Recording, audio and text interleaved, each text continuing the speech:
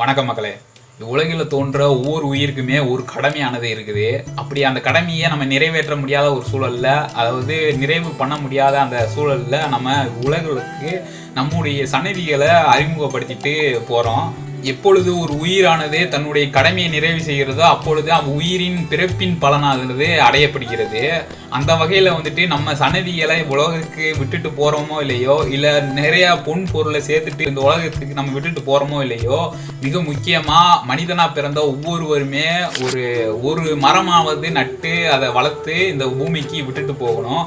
நம்ம வாழ்கின்ற இந்த பூமிக்கு நம் செய்கின்ற ஒரு மிகப்பெரிய கடமைகளில் ஒன்றான இந்த மரம் நடுறது.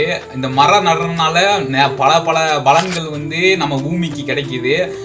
இதுக்கு நடணுன்ற ஆர்வம் இருக்கு, ஆனா நட முடியாத ஒரு சூழல் இருக்கு அப்படின்னு நீங்க நினைச்சீங்க அப்படின்னா அது உங்களுடைய காரணம். இங்க மரம் நடுறதுக்கு 1000 வழிகள் இருக்கிறது. நம்ம கிட்ட நிலம் இல்லை, நம்ம கிட்ட வசதிகள் இல்லைன்றது வெறும் காரணத்தை தேடாதீங்க, அதுக்கான வழியை தேடுங்க. நிச்சயமா எல்லாரும் மரங்களை நடலாம். ஸோ இன்னையிலிருந்து மரம் நடுங்க, மரம் நட வைக்கவும் செய்யுங்க.